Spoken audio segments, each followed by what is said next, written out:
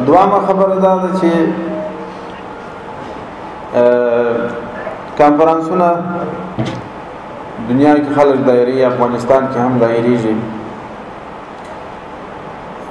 په کانفرانس کې هدف او مطلب کله ملي کانفرانس کې کله نړیوال کانفرانس په یو موضوع کې تحقیق کې څېړنه وي، نو هغه خپل ځان ته یو حیثیت لري، یو اهمیت لري.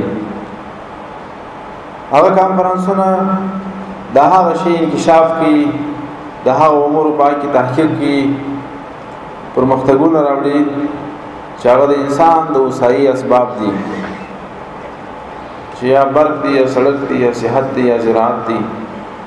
او دا کانفرانس په دې کار باندې جوړ شوی دی چې هغه اصلي څوک چې انسان دی د هغه د ذات په اصلاحاتو کې کار وشي. نو مهم کانفرانس دی قدرمنو علماء کرام.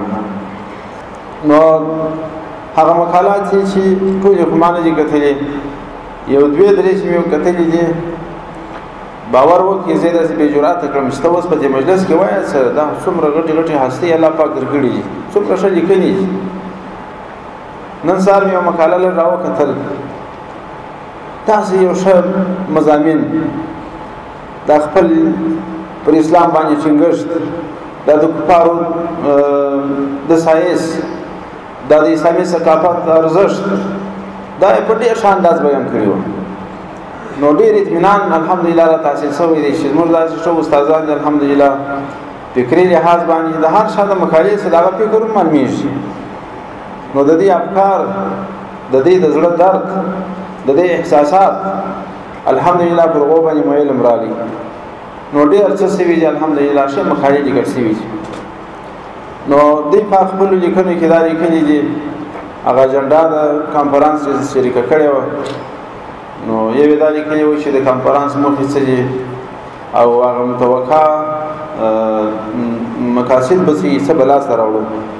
خو زه یو شی وایم چې زما سره بیا د دې کانفرانس په جوړېدلو کې څو هدفونه وه. یو هدف مې دا و چې د ثقافت اسلامي د مضمون ارزښت او د هغه نشر دغه تکرر په اذهان کې د استادانو د علماء کرامو چې دا راسي. نو خدای دې مجلس رواني ثقافت اسلامي، ثقافت اسلامي د مرکزی دار لپاره یې صاحب دې ته مجبور شو چې کې مطالعه وکړي. زم دې ته مجبور شوم، استاد مو دې کې مقاله لیکلې ده. ټول د دینیات طرف قدرمن اساتذه ټول د دې سره مستفید. نو اشاعت د دې قدرمن مضمون یو دا شی.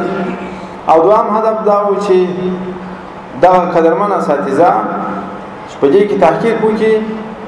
دا تحقیق په خپل سره د ځان سره وړي، په خپل استاد هم دې ته متوجه شي چې فکري لحاظ څه کول پکار دي، عقیدوي لحاظ څه پکار دي، د اعمالو په لحاظ څه پکار دي.